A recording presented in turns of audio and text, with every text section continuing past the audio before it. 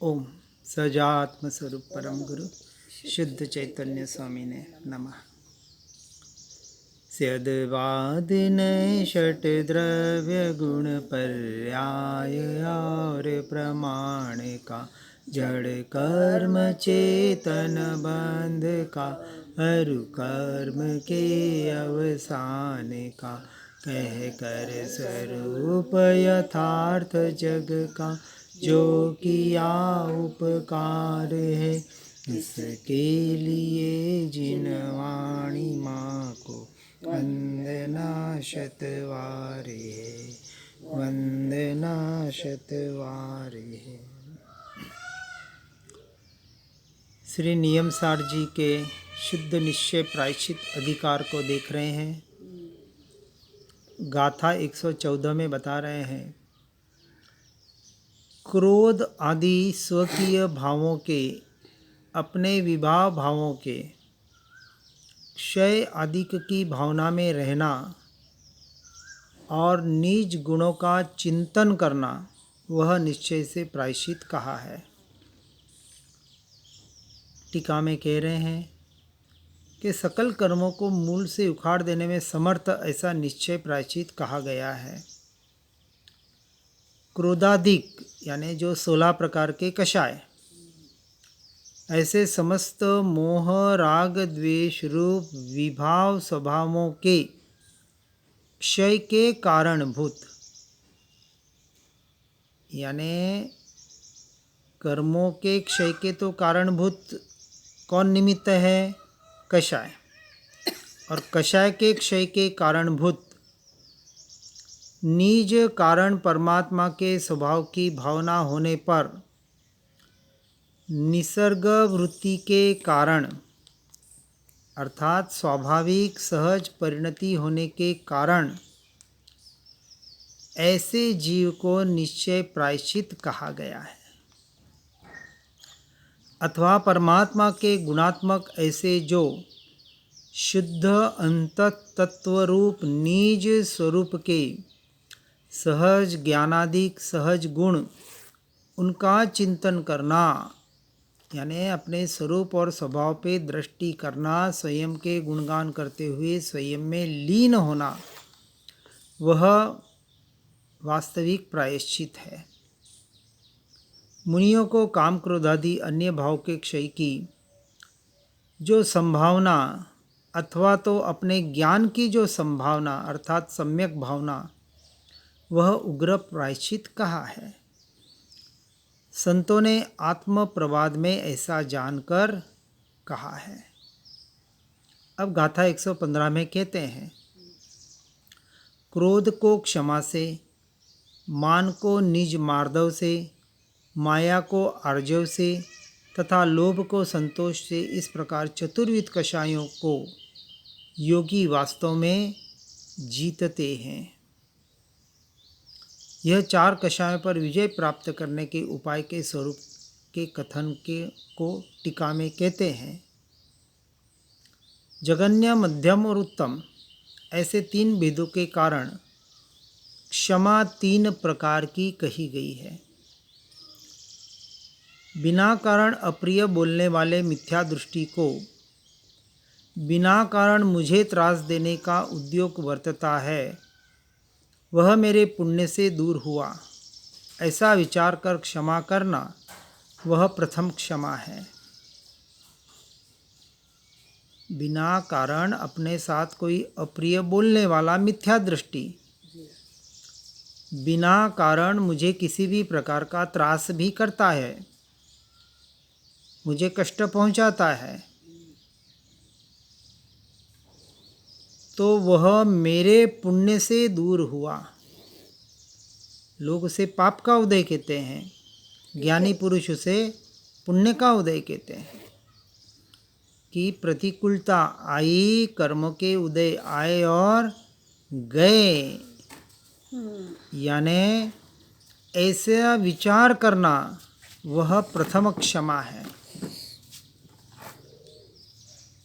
तो क्षमा का अर्थ सिर्फ दूसरे को क्षमा करना इतना नहीं है। इतना सा विचार यानी भेद ज्ञान यही अपेक्षा से क्षमा है।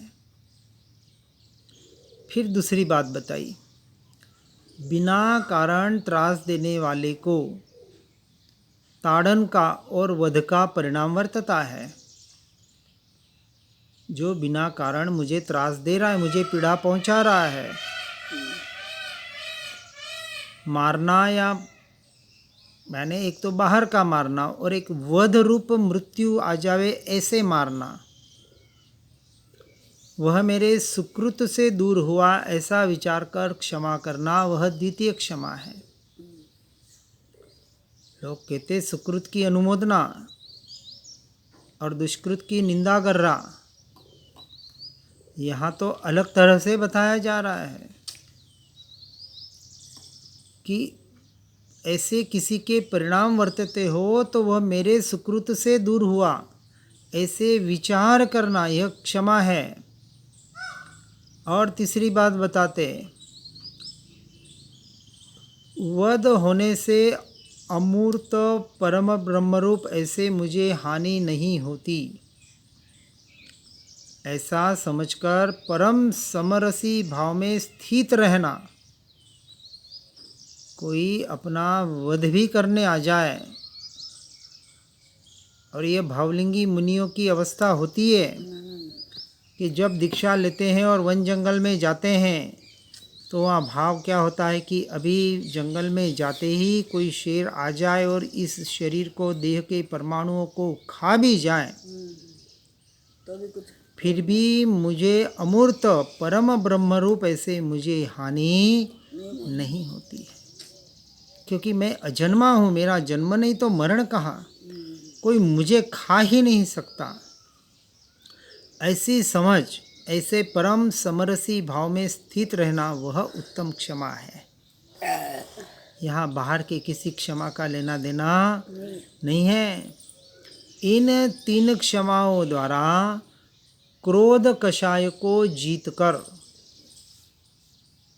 मार्दव द्वारा मान कषाय को, आर्जव द्वारा माया कषाय को तथा परम तत्व की प्राप्ति रूप संतोष से लोभ कषाय को योगी जन जीतते हैं। यह मार्दव यानी कोमलता, नरमाई, और आर्जव यानी रुजुता, सरलता, सहजता और सरलता, ये जो दो गुण बताए। और संतोष कहाँ, बाहर से संतोष की बात नहीं, परम तत्व की प्राप्ति रूप संतोष से। जब तक परम पद की प्राप्ति नहीं है तब तक वो संतोषी नहीं है, और जब परम पद की प्राप्ति हो जाए तब संतोष हो। इसे कहा ऐसे लोभ कषाय को योगी जीतते हैं। अब आगे श्लोक के द्वारा कहते हैं कि कामदेव अपने चित्त में रहने पर भी अपनी जड़ता के कारण उसे न पहचान कर, शंकर ने क्रोधी होकर बाह्य में किसी को कामदेव समझकर उसे जला दिया। यानी चित्त में रहने वाला कामदेव तो जीवित होने के कारण उसने की हुई घोर अवस्था को, यानी काम विवल दशा को शंकर प्राप्त हुई। क्रोध के उदय से, यानी क्रोध उत्पन्न होने से किसे कार्य हानि नहीं होती, अर्थात होती ही है, चाहे शंकर हो या और कोई भी हो। युद्ध में भरत ने बाहुबली पर चक्र छोड़ा, परंतु वह चक्र बाहुबली के दाहिने हाथ में आकर स्थिर हो गया। अपने दाहिने हाथ में स्थित उस चक्र को छोड़कर जब बाहुबली जी ने प्रव्रज्या ली, तभी तुरंत ही वे उस कारण मुक्ति प्राप्त कर लेते, परंतु वे मान के कारण मुक्ति प्राप्त न करके वास्तव में दीर्घ काल तक प्रसिद्ध मानकृत क्लेश को प्राप्त हुए। यानी थोड़ा भी मान महाहानि करता है, जिसमें यानी जिस गड्ढे में छिपे हुए क्रोधाधिक भयंकर सर्प देखे नहीं जा सकते, ऐसा जो मिथ्यात्व रूपी घोर अंधकार वाला माया रूपी महान गड्ढा उससे डरते रहना योग्य है। मिथ्यात्व और सम्यक दर्शन का प्रकटीकरण, मिथ्यात्व का नाश। जी समय डरना पका। इसलिए ऐसे मिथ्यात्व रूपी घोर अंधकार वाले माया रूपी महान गड्ढे से डरना, चाहे बाहर किसी से डरे या न डरे, बाहर से निडर हो, शूरवीर हो, योद्धा हो, अंदर से काया परंतु मिथ्यात्व रूपी अंधकार में घिरा हुआ हो तो वह भी एक दिन डूबने वाला ही है। वनचर के भय से, वनचर यानी वन में रहने वाले भील आदि मनुष्य अथवा शेर आदि जंगलू पक्षी, इनके भय से भागती हुई सुरा गाय की पूंछ दैव योग से बेल में उलझ जाने पर जड़ता के कारण बालों के गुच्छे के प्रति लोलुपता वाली वह गाय अपने सुंदर बालों को न टूटने देने के लोभ में वहाँ अविचल रूप से खड़ी रह गई। और अरे रे, उस गाय को वनचर द्वारा प्राण से भी विमुक्त कर दिया गया, अर्थात उस गाय ने बालों के लोभ में प्राण भी गंवा दिए। जिन्हें तृष्णा परिणमित हुई है उन्हें प्रायः ऐसी ही विपत्तियां आती है। इसलिए ऐसे विपत्तियों से हमें निरंतर बच के रहना चाहिए। ये सिर्फ सुनने के लिए नहीं है, अपने जीवन में उतारने के लिए है। ऐसे क्रोध कषाय को क्षमा से, कौन सी क्षमा? ऊपर जो बताई वैसी क्षमा। मान कषाय को मार्दव से, माया को आर्जव की प्राप्ति से, और लोभ कषाय को शौच से जीतो, ऐसा कहा गया है। अब गाथा 116 में कहते हैं, उसी आत्मा का जो उत्कृष्ट बोध, ज्ञान अथवा उसे जो मुनि नित्य धारण करता है उसे ही प्रायश्चित्त होता है। किसे कहा प्रायश्चित?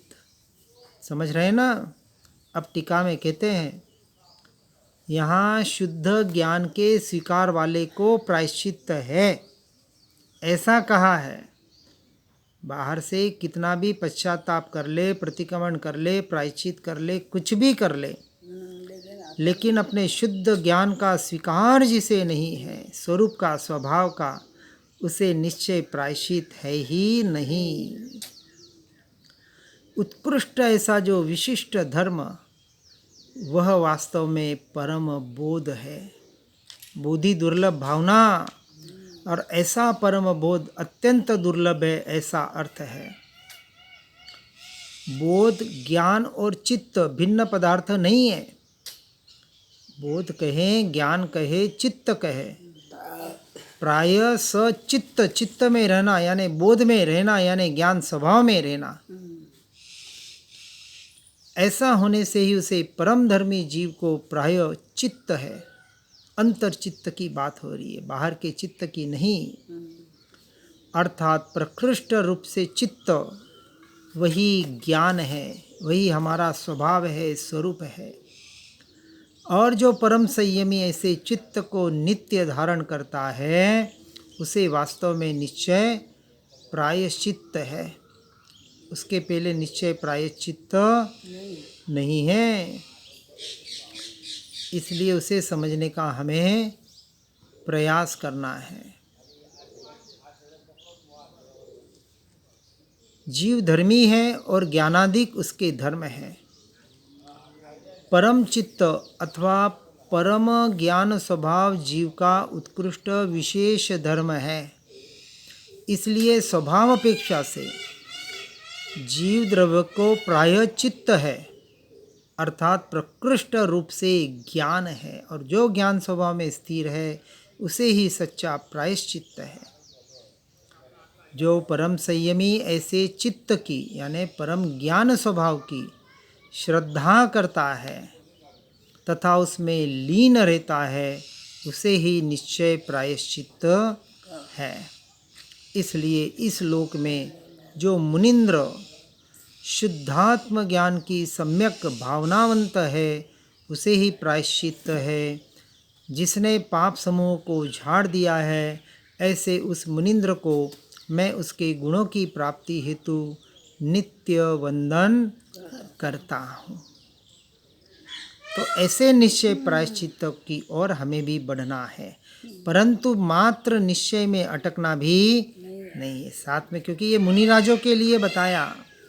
तो हमें भी संसार से निवृत्ति लेना अति आवश्यक है। मुनि परमानेंट निवृत्ति लेकर मोक्ष मार्ग पर यानी 13वें गुण स्थानक की आराधना कर रहे हैं।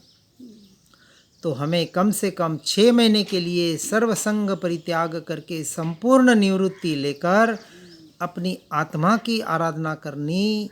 यह सम्यक दर्शन के लिए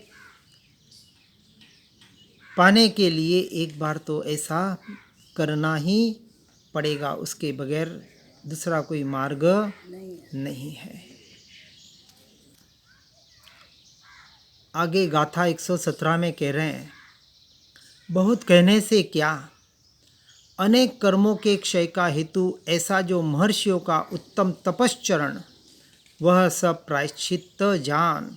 कौन सा प्रायश्चित? प्राय सचित्त, निरंतर अपनी ज्ञान स्वभाव में रहना। अब इसकी टीका में आचार्य कहते हैं, यहाँ ऐसा कहा है कि परम तपश्चरण में लीन। कौन सा तपश्चरण?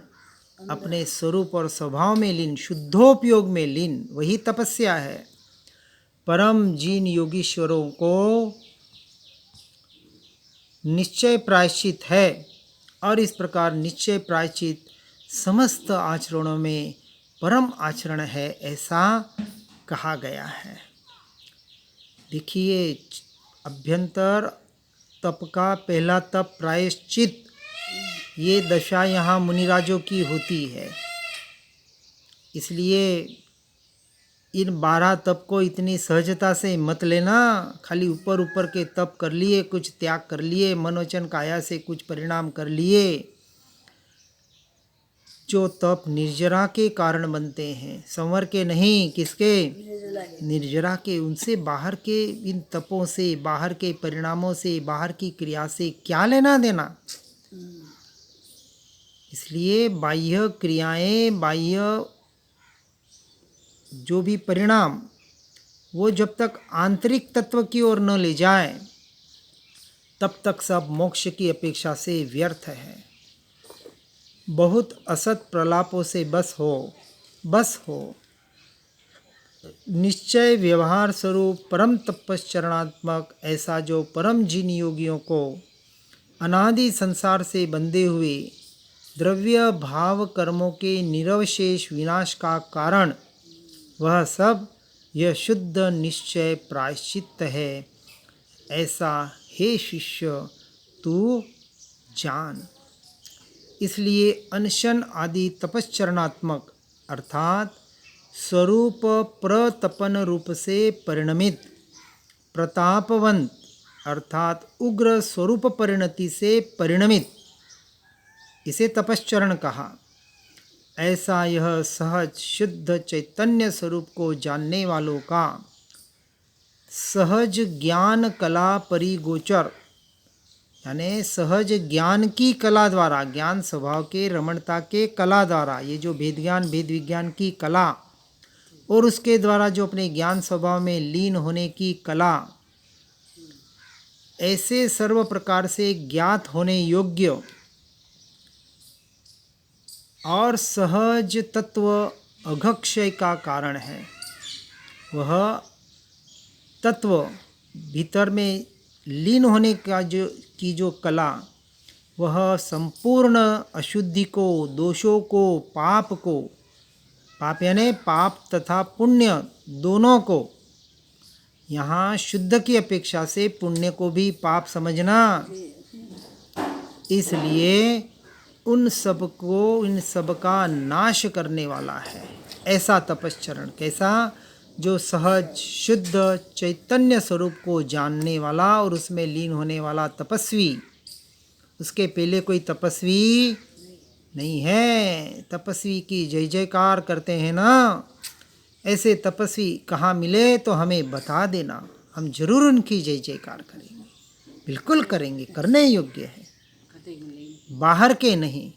ये जो भीतर का तपश्चरण, ये भीतर का प्रायश्चित, अभी तो अभ्यंतर तप का पहला तप है प्रायश्चित। विनय, वैयावृत्ति, स्वाध्याय, ध्यान, कायोत्सर्ग, ये तो आगे की दशा है। और अंतिम स्वाध्याय, स्व का अध्याय और ध्यान में अपने अपाणम आत्मा की आज्ञा में ऐसे लीन कि काया का उत्सर्ग हो जाए, वो तो अंतिम दशा है। स्वाध्याय का भी तब फरमाया प्रभु। स्व का अध्याय, बाहर का स्वाध्याय की बात नहीं। स्वयं का अब विचार करें ना, प्रायश्चित में उसे अंतर स्वरूप रमणता की बात बताई, तो वहाँ बाहर के स्वाध्याय की बात नहीं चल रही है। शुभ और शुद्धोपयोग, जब भी कुछ हुआ 12 भावना के द्वारा, किसी चिंतन के द्वारा, यही मैं इस शब्दों के द्वारा अपने स्वरूप में लीन होना, ये स्व का अध्याय। स्व स्व स्व स्व, मैं, आत्मा आत्मा आत्मा, ज्ञान ज्ञान, ज्ञायक भाव, जो भी चिंतन करें, शब्दों का महत्व नहीं है। आप भाव भाषण सहित अपने स्वरूप में लीन होना, बस यही सच्चा प्रायश्चित है। और ऐसा प्रायश्चित उत्तम पुरुषों को होता है कि जो कर्म समूह के अंधकार को नष्ट करने के लिए सम्यक ज्ञान रूपी तेज है, तथा जो अपनी निर्विकार महिमा में लीन है। क्या कहा? जो अपनी निर्विकार महिमा में लीन है, स्वरूप में लीन है, उसके कर्म रूपी समूह के अंधकार स्वयं में वो नष्ट होते हैं, नष्ट करने नहीं पड़ते। यमियों को यानी संयमियों को आत्मज्ञान से क्रमशः आत्मलब्धि यानी आत्मा की प्राप्ति होती है, कि जिस आत्मलब्धि ने ज्ञान ज्योति द्वारा इंद्रिय समूह के घोर अंधकार का नाश किया है। किसके द्वारा? मात्र बाहर के इंद्रिय संयम का नाम धर्म नहीं है। यहाँ बहुत समझने की बात है, क्योंकि निश्चय की अपेक्षा से, परमार्थ की अपेक्षा से, मोक्ष के यथार्थ मार्ग की अपेक्षा से कथन चल रहा है। भावलिंगी मुनियों के कथन है, ऐसे वैसे के नहीं है, कि जिस आत्मज्ञान से क्रमश आत्मलब्धि, आत्मा की प्राप्ति जिन्हें हुई, और जिस आत्मलब्धि ने ज्ञान ज्योति द्वारा इंद्रिय समूह के घोर अंधकार का नाश किया, इसकी लक्ष्य से, स्वरूप के लक्ष्य से, जिन्होंने इंद्रियों को जीता, जो भी काम ऐसे जितेंद्रिय, तथा जो आत्मलब्धि कर्मवन से उत्पन्न यानी भवरूपी दावानल की शिखा जाल का यानी शिखाओं के समूह का नाश करने के लिए उस पर सतत शम जलमयी धारा को तेजी से छोड़ती है, बरसाती है। कौन से संयम की बात कर रहे हैं? कौन से बरसात की बात कर रहे हैं? यह ज्ञान रूपी बरसात की धारा, भीतर भीतर भीतर भीतर वो ज्ञान की धारा ऐसी बहे, वह अमृत की धारा ऐसे भीतर में बहे कि वहाँ बाहर का अंश मात्र भी लेना देना नहीं है। और ऐसे अध्यात्म शास्त्र रूपी अमृत समुद्र में से मैंने, किसने? ये भावलिंगी मुनि कह रहे हैं, लिखने वाले, जो संयम रूपी रत्नमाला बाहर निकाली है, सिर्फ पढ़कर सुनकर नहीं, साधना के आधार पर अपने भीतर से जो रत्नमाला बाहर निकाली है, पहले तो पढ़ा सुना, और फिर उस पर जब चिंतन मनन किया, और उसके आधार पर जब साधना की, और साधना के आधार पर जब स्वयं में उसका परिणमन जाना, ऐसे मुक्ति वधु के वल्लभ, ऐसे तत्वज्ञानियों के सुकंठ का आभूषण बनी है। किसका? ये कंठ का आभूषण, ये जो कंठ से जो ये भाषा वर्गणाएं निकल रही है, ये एक आभूषण रूप है, लेकिन सिर्फ पंडिताई और विद्वत्ता वाली नहीं, अपने अनुभूति के द्वारा जो बताया जा रहा है, विचार करना। इसलिए प्रत्यक्ष ज्ञानी की जो बात बताई, प्रत्यक्ष यानी आत्मानुभूति सहित वाले गुणस्थान की अपेक्षा से समझना। अब मुनिंद्र के चित्त कमल के यानी हृदय कमल के भीतर जिसका वास है, जो विमुक्ति रूपी कांता के रति सौख्य का मूल है, अर्थात जो मुक्ति के अतीन्द्रिय आनंद का मूल है और जिसने संसार वृक्ष के मूल का विनाश किया है, ऐसे इस परमात्म तत्व को मैं नित्य नमन करता हूँ। उस तत्व को नमन करता हूँ जो सभी के भीतर है और जो मेरे भीतर है।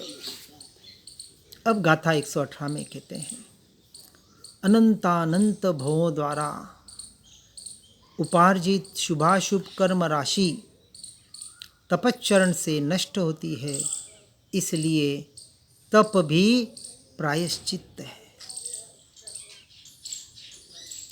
अब उसकी टीका में कह रहे हैं आचार्य देव, यहाँ इस गाथा में प्रसिद्ध शुद्ध कारण परमात्म तत्व में सदा अंतर्मुख रहकर जो प्रतपन, वह तप प्रायश्चित है। तप की परिभाषा समझनी है।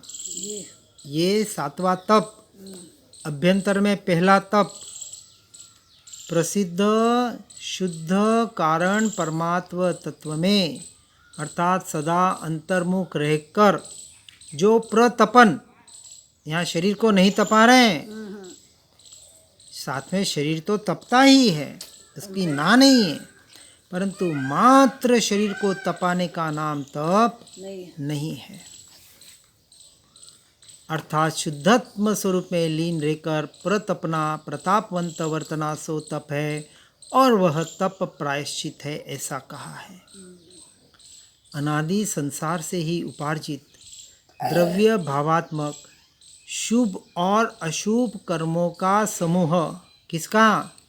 पाप और पुण्य रूपी शुभाशुभ कर्मों का समूह। इसलिए पुण्य में खुश मत हो जाना, बाहर मन वचन काया की क्रियाओं में खुश मत हो जाना, मान मत लेना कि मैं कुछ तप कर रहा हूँ। बहुत बड़ी भारी भूल है कि जो 5 प्रकार के यानी 5 परावर्तन रूप संसार का संवर्धन करने में समर्थ है, वह भाव शुद्धि लक्षण यानी भाव शुद्धि जिसका लक्षण है, ऐसे परम तपश्चरण से विलय को प्राप्त होता है। इसलिए स्व आत्मानुष्ठान निष्ठ, स्व आत्मा के अनुष्ठान में जो निष्ठ है, तिष्ठ है, यानी निज आत्मा के आचरण में लीन है, ऐसा जिनका ध्यान और कायोत्सर्ग चलता है, ऐसे परम तपश्चरण ही शुद्ध निश्चय प्रायश्चित है, ऐसा कहा गया है। इसके पहले किसी प्रायश्चित को प्रायश्चित मत मान लेना, ताकि वो दशा का पता चला ना कि इस दशा तक हमें मुझे पहुंचना है। हमें मत कह देना, मुझे किससे क्या लेना देना। हाँ, हमें नहीं, मुझे पहुंचना है। हर जना यह निर्णय करे और इस निर्णय का नाम प्रत्याख्यान है।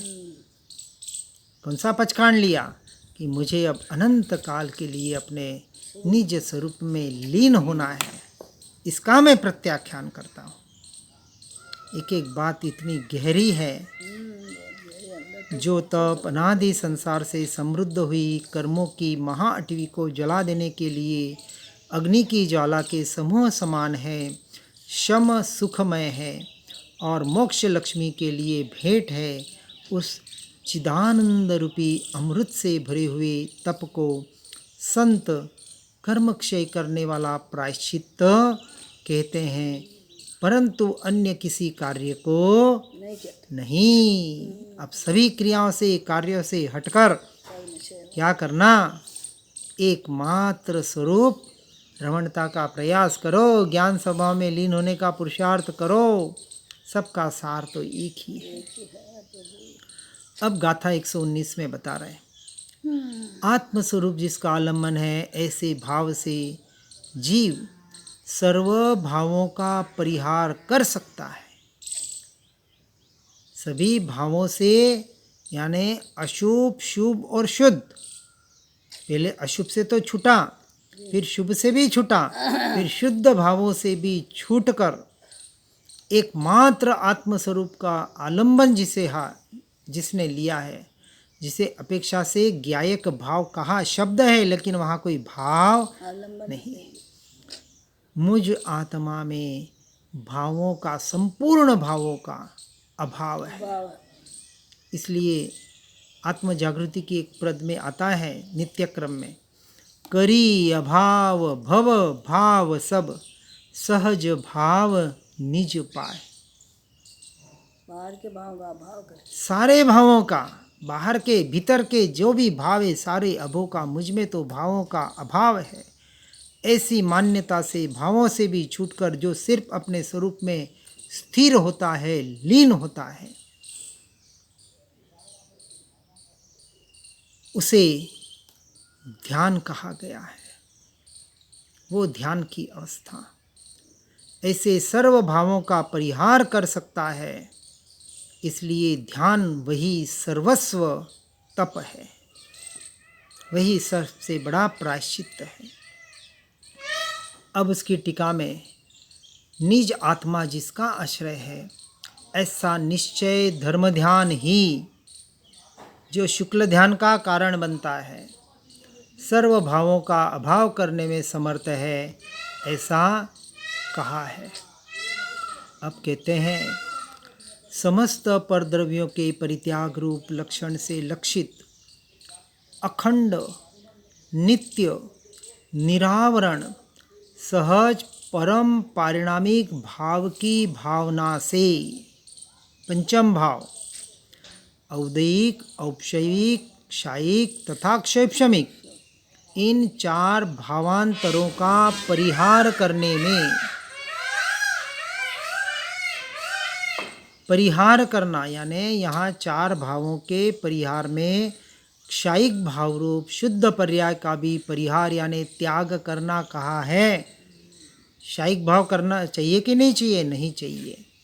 उसका कारण क्या है? कहते हैं कि शुद्धात्म द्रव्य का ही यानी सामान्य का ही आलंबन लेने से क्षायिक भाव रूप शुद्ध पर्याय प्रकट होती है। क्षायिक भाव कहा ना, क्षायिक भाव किसकी अपेक्षा से है? शुद्धात्म द्रव्य की सामान्य ज्ञान के आलंबन से ये क्षायिक भाव की शुद्ध पर्याय प्रकट हुई है। और क्षायिक भाव का इस शुद्ध पर्याय का विशेष का आलंबन करने से क्षायिक भाव रूप शुद्ध पर्याय कभी प्रकट नहीं होती, क्योंकि पर्याय है ना, और मैं पर्याय जितना नहीं हूँ। इसलिए क्षायिक भाव का भी आलंबन त्याज्य है। यह जो क्षायिक भाव के आलंबन का त्याग, उसे यहाँ क्षायिक भाव का त्याग कहा गया है। ऐसे सब का परिहार करने में अति आसन्न भव्य जीव समर्थ है। इसलिए उस जीव को पापाटवी पावक यानी पाप रूपी अटवी को जलाने वाली अग्नि कहा है।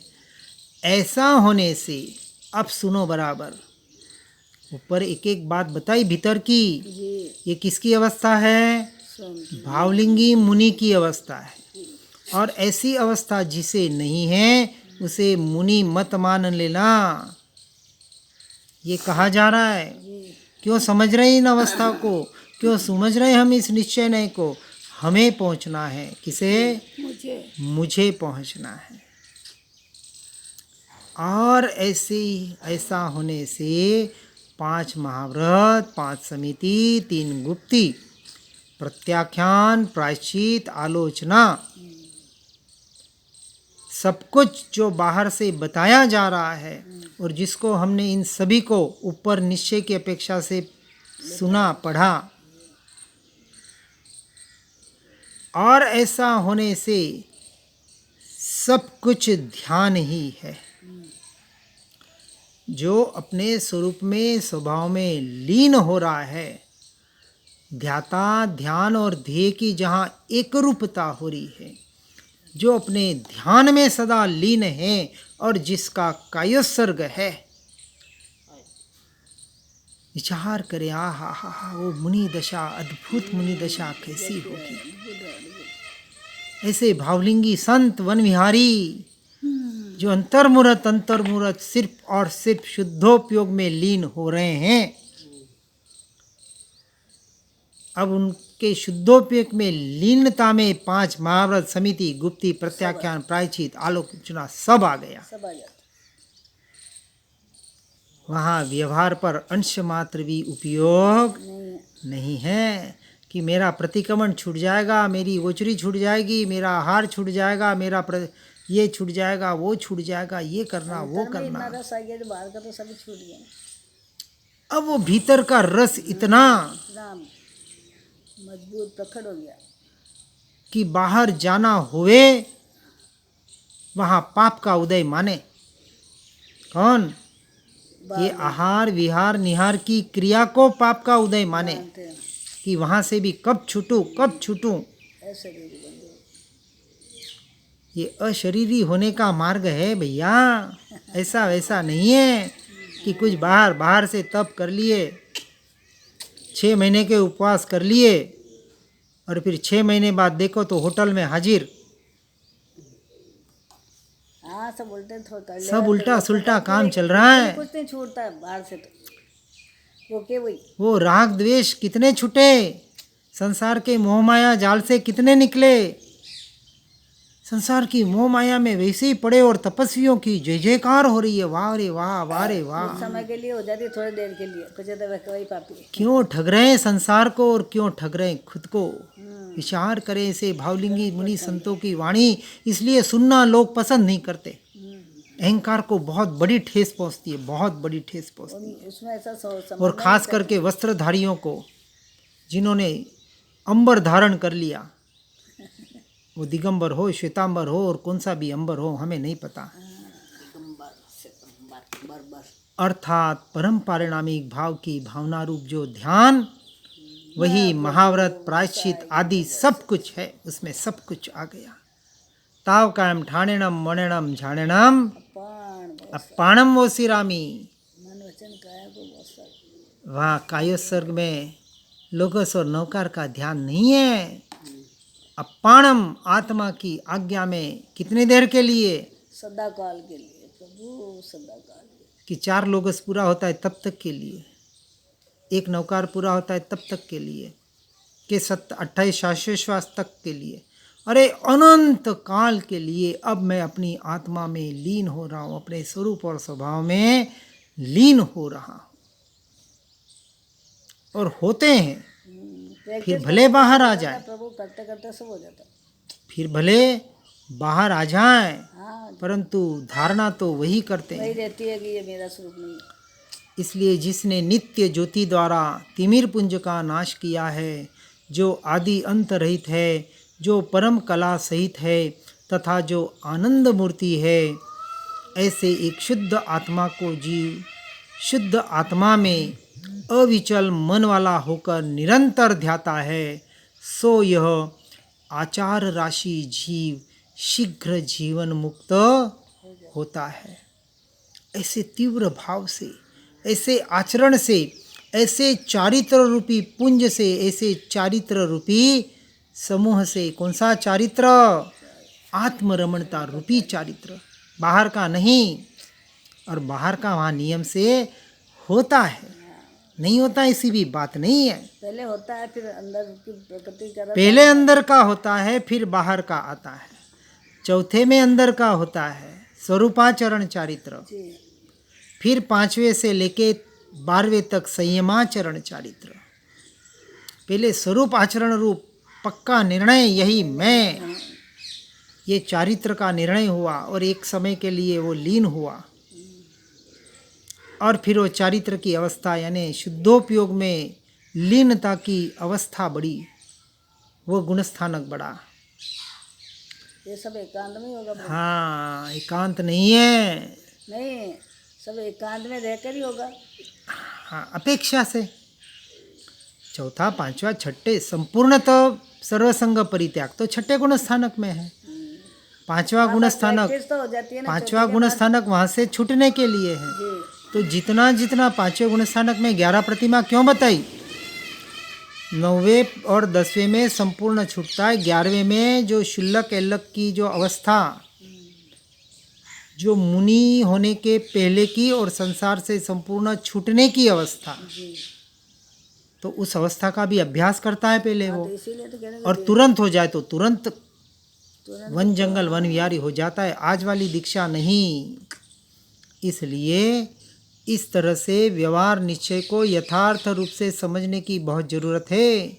हमने आज दिन तक यथार्थ रूप से स्वरूप को नहीं समझा, इसलिए भव भ्रमण से छुटकारा नहीं हो पा रहा है। और जिसने समझ लिया और उसके अनुरूप अपने जीवन को परिणमित कर रहा है, ऐसे जीवों की बात, कौन से जीवों की? जो निरंतर अपने स्वरूप में ही रमणता का प्रयास और पुरुषार्थ कर रहे हैं, ऐसे जीवों की बात यहाँ समझना, अन्य जीवों की नहीं। नहीं तो कहीं ना कहीं वापस अटकना हो जाएगा। इसलिए सारे अटकनों से अब हमें छूटना है और एकमात्र अपने स्वरूप और स्वभाव में रमणता करना है। सब समझ का एक ही सभी उपाय है। जीव व्यवहार निश्चय के परिणमन को समझकर अपने अवस्था के अनुरूप जहाँ हम खड़े हैं उसके अनुरूप अपने जीवन को आगे बढ़ाने का प्रयास और पुरुषार्थ करें। इसी भावना के साथ ओम नमः सिद्धम। श्री जिनवाणी जिनवरवाणी जग जीवों को सुखदानी, मोह विनाशक तत्व प्रकाशक भविक जनों के मन आनी, पूर्ण ज्ञान के महासिंधु से रत्न त्रय के रत्न मिले, ज्ञान भानु का उदय हुआ है, भव्यों के ही कमल खिले। मोह मान अज्ञान तिमिर को ज्ञान किरण से दूर किया, सुनय जगाती कुनय भगाती, स्याद वाद का मार्ग दिया। वस्तु स्वरूप यथार्थ बताया, बतलाया निज आत्म राम, धन्य धन्य जिनवाणी माता, शत शत वंदन सतत प्रणाम, शत शत वंदन सतत प्रणाम। ओम नमः।